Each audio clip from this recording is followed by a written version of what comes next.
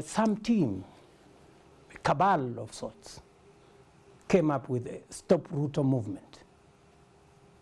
And you heard it. Moradhes of this world started to say all manner of things, that we are going to create a movement to stop Ruto. And they executed their plan. They started first to try and demonize me. Oh, William Ruto is corrupt. Oh, we are going to do a lifestyle audit. Do you have intentions to invoke Article 148(8) and say, as DP, I'm resigning? I am not yet there, because there are people who believe that they can push me to resign. I am not going to give them the opportunity for them to celebrate their effort to push me out of this government. I will not give them that chance. All right, the Deputy President there, as he spoke to Linus Kaikayo of Citizen TV on Thursday night, a very widely watched interview. And let me begin with you, Caleb Kositanyi, because the DP there says that he is not yet there. The question of whether he will resign, he is not yet there. Is there any thinking that that may become necessary at some point in time before August 2022? Well, Sam, I think that question has been answered very ably there by the Deputy President, that he's not yet there. I don't think we are at that point whereby we, or he would require to quit. And because of history, it is good for him to hang in there so that we learn lessons of how not to treat Deputy Presidents in future.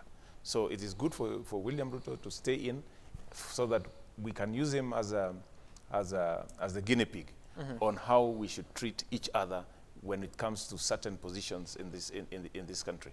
So I wouldn't go for resignation. I would say he hangs in there because part of the votes that the Jubilee administration got, or the President Kenyatta got, were also part of votes came with William Ruto came in with some votes, and those of us who voted for Jubilee because of William Ruto believe that he should stay there, and we have learnt a lot in these last 3 years. We have learnt a lot.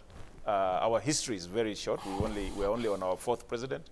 But I think with this term, second term of President Uhuru Kenyatta and William Ruto, we have learned a lot. And I think it's good that we learn from this and take points from this on how we should treat each other going into the future.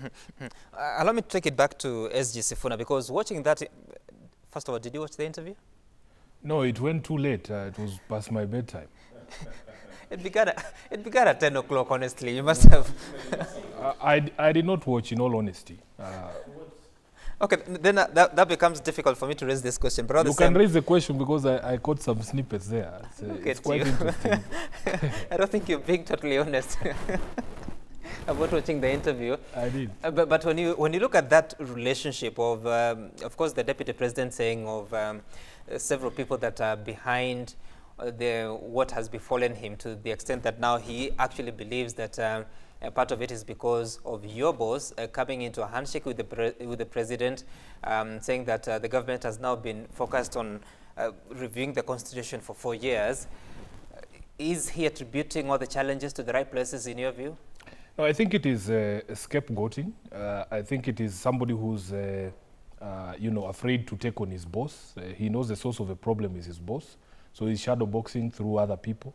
I have had his supporters, including Honorable Kositani here, describe people like Murathe as nobodies, yet they come and cry and say that Murathe is the person responsible for all his wars.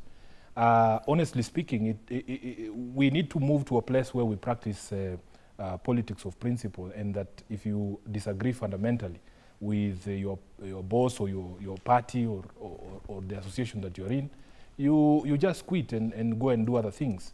This scapegoating that somehow there are problems in Jubilee started with the handshake, or that somehow the handshake has stopped government programs.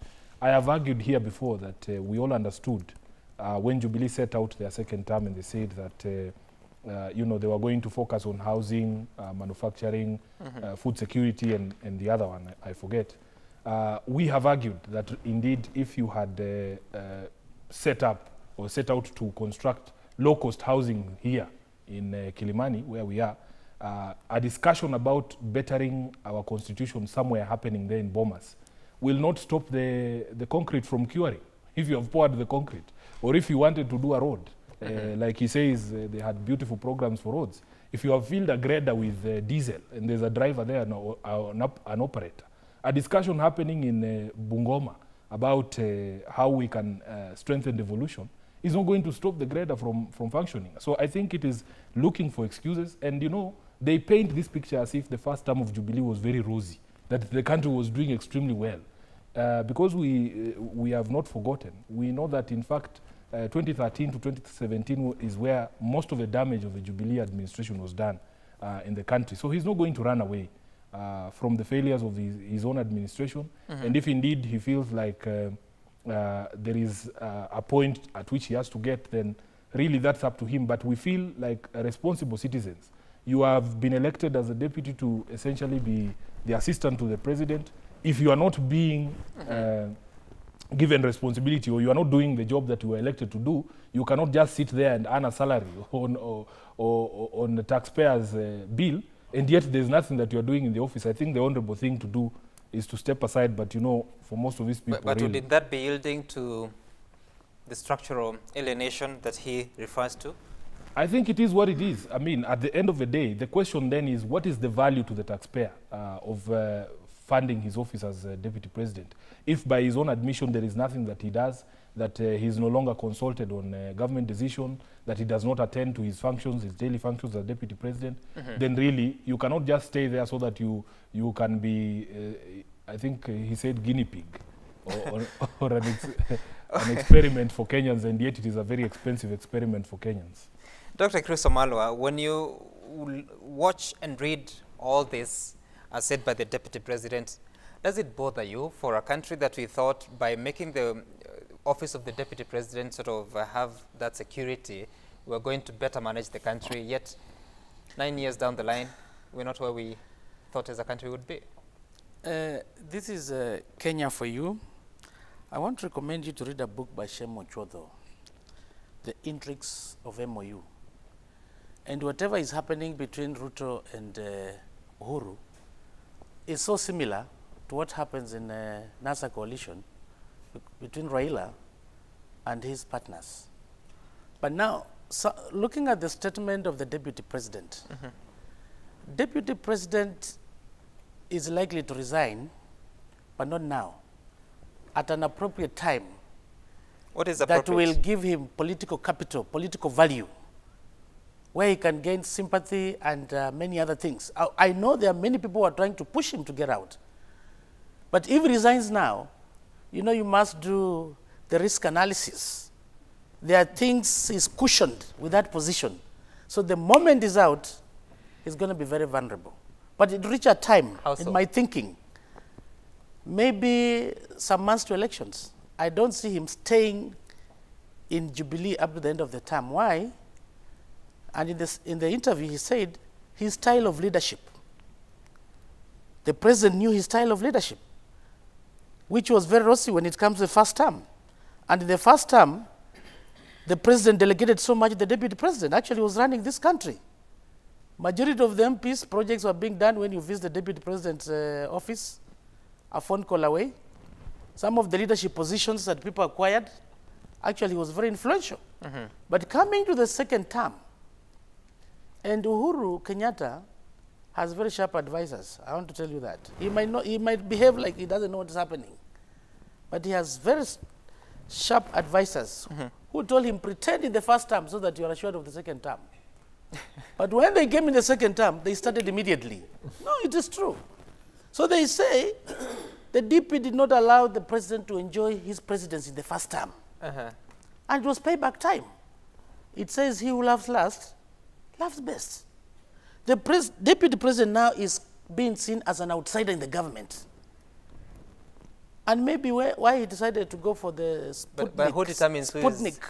Who determines which is the last laugh? The president, in this constitution, maybe it's yet to it is happen. the president himself. And I want to tell you that in the first term, President Uhuru Kenyatta he played like he doesn't know what's happening. He delegated so much to the DP. But when it came the second term, after the DP has delivered the votes. So he said, no, I'm the boss. We have some people who have come from opposition, and now they sit in the government as if they're part and parcel. When you come to a parliament right now, ODM is not playing the opposition role. They are part of government. And it goes without saying, some of us were in parliament. It is happening, the oversight role. Dr. Things Amala, have totally changed. I have had that argument several times, and there has always been this counter-argument that parliament is oversight body, not necessarily the government. But then there are those that argue that initially the chairperson positions used to be held by the majority party. Let me explain. That when you look at the Political Parties Act, if a political party has come up with a manifesto or an issue in parliament, you are whipped to go as per what the party wants. So there's no way, if you're a member of Jubilee and it's the stand of the Jubilee coalition that you want to pass this on the floor of the House, you go against it. You cannot. All right. That's why we have presidential. We have the bills that are supported by the government, that they are whipped along the political parties. All right. And there are those that you are allowed to exercise your own discretion. Dr. So Amala, watch this space, the deputy president is likely to resign at an appropriate time in appropriate future. time, you say. That's very interesting, because last week you told me that parliament is just a rubber stamp. So it would appear that it doesn't matter. I should have justified the context in which I have to explain. I'm saying it would appear that it doesn't matter whether you're in the majority party or minority party, because at the end of the day, it's a rubber stamp. That was your statement last week. But anyway, let's listen to the deputy president speaking about the Jubilee party. I go to Jubilee headquarters as a deputy party leader. I mean, and then they say the deputy party leader is persona non grata. Really? So in the event that Jubilee is not available, the next best option is UDA, which shares, because UDA has been working with Jubilee from before. Right, that's the deputy president. And I got on alert this morning. I don't know whether you've seen it. Senator Linturi says that PDR, the former name of UDA, there could be a meeting or a plot to have Jubilee divorce UDA or PDR from its coalition agreement. So if that happens, then would that jeopardize your position, especially for those that have been aligning themselves alongside UDA? But more substantially, is it true, or is it a considered position that the deputy president may have to quit government at some point before the elections? You spoke about an alert from who? No. There's information that we have that is exactly. So there is intended in divorce between UNDA and Jubilee, and the effect that would have on me or any other member. Those that are aligning themselves with the UDA. I think there won't be any consequence as far as I am concerned, because I am a Jubilee member of Parliament.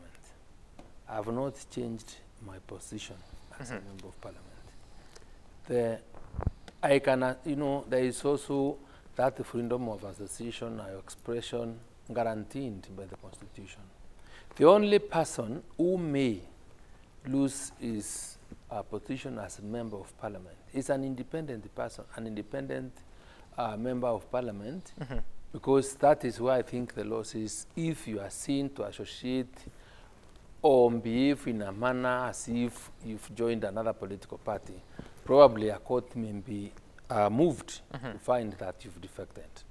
But you know, there is serious double application of the law, because like Senator Kibiru, who is my very good friend, when he went to State House and signed a Jubilee minutes purporting to remove the leadership of the Senate, nothing has ever happened. So I wouldn't want to dare anybody to move anybody anywhere to get me out of the Jubilee party. I may not agree with what Jubilee is doing right now, but as far as I'm concerned, I'm a member of the Jubilee party. And by the way, I have no apologies to make to anyone for associating myself with those people that have branded themselves or have styled themselves to be referred to as a UNDA. I'm a believer that you cannot be stopped by anybody, or nobody should give you unreasonable conditions on who can choose who my friend is, who my friend cannot be. Secondly, you've raised the issue about whether the DP is resigning or not. just like I think to borrow from the ones of Kositani, you know, the DP is an adult. The DP, I think, is intelligent enough and beyond average. We'll have to make that decision at the right time. And second, let it be It's the right time. So it's let it likely to be happen. known to Kenyans. The DP does not serve as an DP out of mercy of any individual. He serves because he was elected alongside Uhuru Kenyatta by the people of Kenya. And it is only the people of this country that can decide, or himself, when to leave, when not to. Because there are those mechanisms that are laid out by the law, or now one can leave office. So this idea of people who've never even voted for this administration, who never or would not know the pain we went through to campaign and work for President Uhuru to become president, should not be giving us lectures. When continue giving us that, you remind us of very bad and serious history, very painful, that we went through. So let them give us time. Because right. And Senator Linturi, before I get to Honorable Elachi here, in the news last night, but also on the Standard, the Daily Nation this morning, you'll see the story of Inside MP Secret 2022 Power Talks with Ruto. And there's a meeting attended by members, 11-member team from 11 counties, including yourself as the Senator of Meru County. And there is those that are allied to President Kenyatta asking, these guys already committed their support to Ruto way before they negotiated anything. They cannot negotiate with the man they have already committed themselves to. So that meeting, because I saw the statement by one Rigathi Gachagua saying that they want someone who will come and propel the issues of the region. Who are you targeting? And haven't you had this discussion with the Deputy President? Some, I think, is quite premature to talk about individuals occupying political offices. It is true, and I want to confirm, yes, we have a team that we're going to negotiate. And I'm a member of that team. And the reason is because, you see, our priorities could be different. There are those Kieleweke people, and I'm sure the kind of the issue you're raising must have come from the member of parliament. Yes, I've quoted it. People Yeah, allied to the it's the one you are quoting.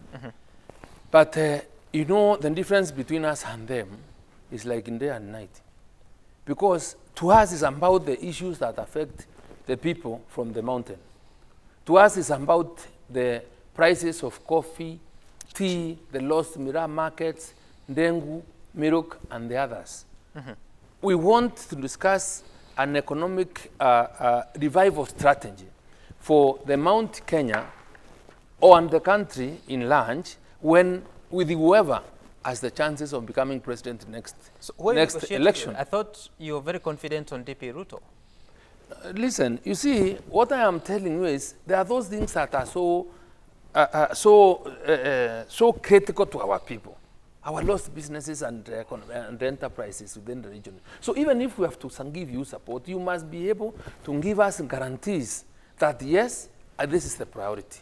And if it's a priority and there is that meeting of minds in terms of what economic policy can be able to change the lives of our people, then we won't be in it. And we will also want to do it that way, so that even when we go out to the public, to the people, then we'll be telling them, this is what our presidential candidate feels, and this is the commitment he's giving. Unlike these other fellows who are waiting. So in a short question and a short answer here, so is it that you're going back to have a structured relationship or negotiation with the deputy president, or you're going to structure what you'll engage any other candidate for 2022?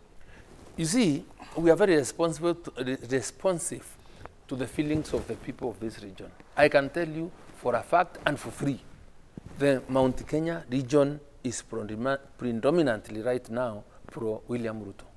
We don't have to go asking who you really need to ask to support, because these people are already there. They are with him. They have committed themselves, and I've said it many times. So what we want to see is, other than getting there without tangible commitments, is what we are offering as a leadership from that region. When the others are waiting for anybody else, for those that have lost elections, to go and negotiate from them, I think we have the legitimacy to engage William Ruto in coming up with a strategy that brings Okay. confidence and gives hope All right. to the people of Mount Kenya. All right, Honorable Elachi, we are running out of time, but when you look at this, of course, you came into government late, so the deputy president is supposed to be your boss. I don't know whether that happens.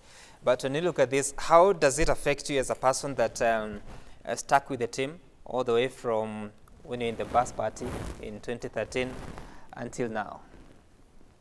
Well, you see, from 2013 to now, I think Jubilee, then TNA URP, then Jubilee, has worked, I want to talk now as government, has worked as government. And I want to say this, and this is something all of us have to look at. You see, the way we portray ourselves is we come out, we sort of leave government and look at the presidency and the deputy presidencies as offices that are in competition, which is very wrong. Because in government, these are one office. How they work is how I will work with my CS. There is no way I will just work. I have to work. When my CS tells me I have assigned you this job, I will do that job as per her way of how I have to do. So in this, how we turn around and we always put our deputy president and the president in sort of conflict ourselves because we want to see, it's like each competed and then you come on a table and agree. But the DP has already confirmed it. Well, several occasions. It's because, and I'll say this, it's because in the beginning when we started in 2013, definitely came on the table because this was URP, this is TNA. So you put that in together and you have to sort of bring a coalition sort of how to work. And therefore you say you will give half of this is how I'm going to bring in my team and half of this. But then if you come in now in 2017 and we are one, definitely the president is the president and you are the deputy. And so if the president is doing the work and he feels, okay, I'm doing the work, the best you can do, the best. And I'm saying this not, I'm in government. Now let me say it as a Kenyan. Because sometimes you might think it looks so good in what you're doing, but you see Kenyans are very interesting people. They keep quiet and wonder. And it will make it so difficult for even the trust and the honesty.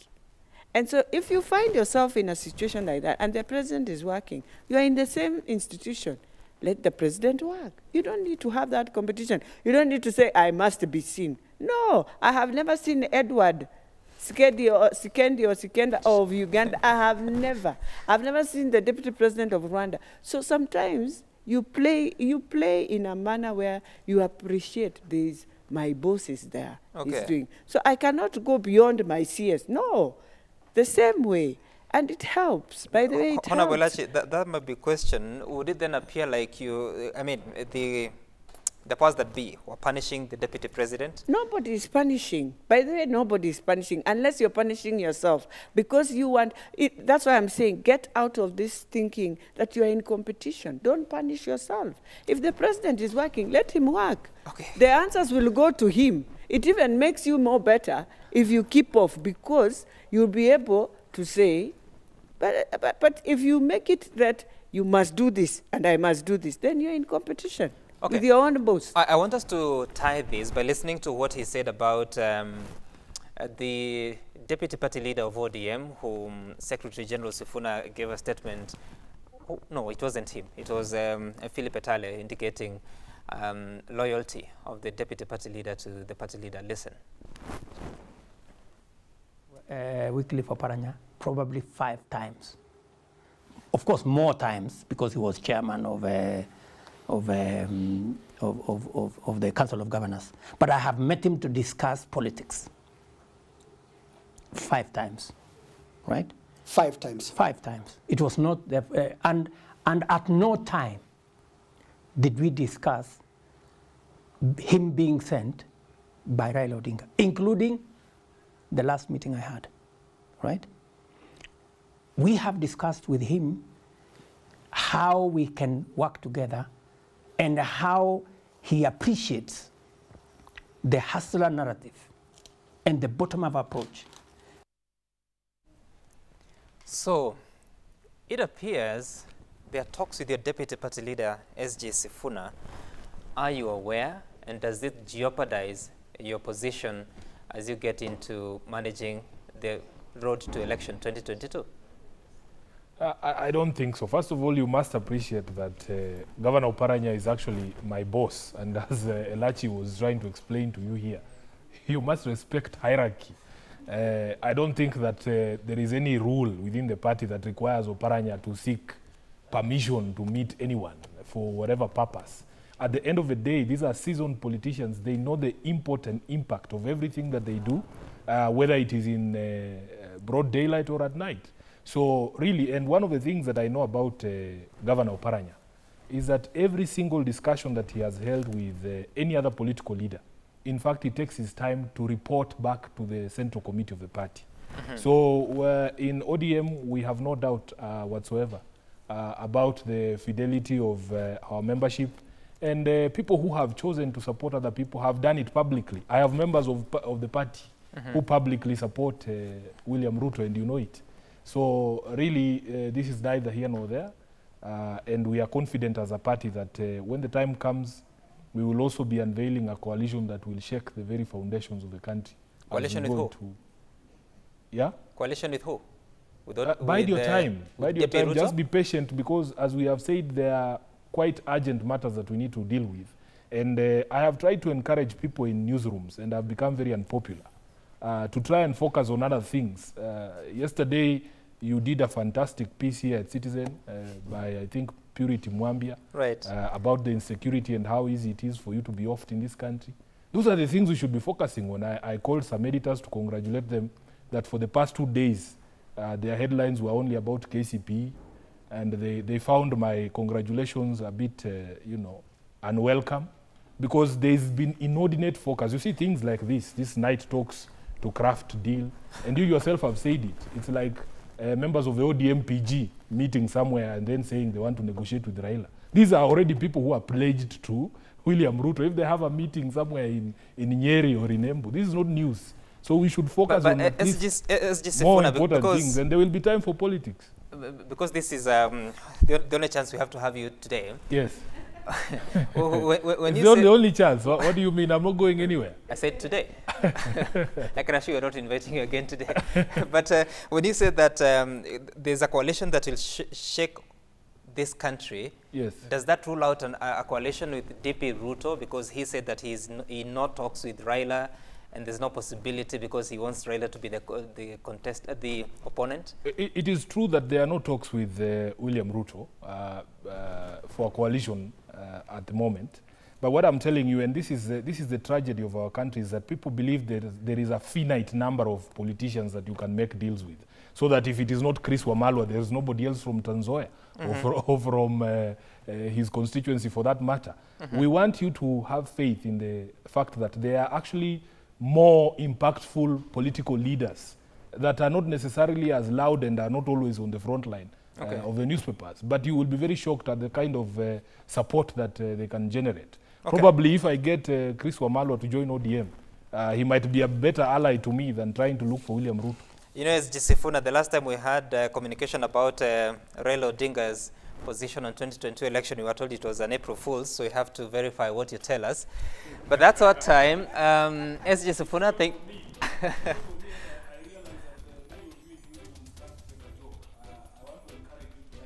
Okay, S.J. Sifuna, unfortunately, S.J. Sifuna, your mic is off. We're not able to hear you, but thank you so much for your time. Caleb Kositanyi again, and Honorable Beatrice Elachi, CAS. We'll look for the name in Swahili. Dr. Chris Wamalwa and Senator Mithika Linturi, thank you so much for your time. I can see all of you are disappointed. You wanted to have a final word, but we cannot do that because time for Sporty Monday is now, and we are back at the JSC interviews at 9 o'clock. But all the same, that's our time here. Willis Raburu is up next.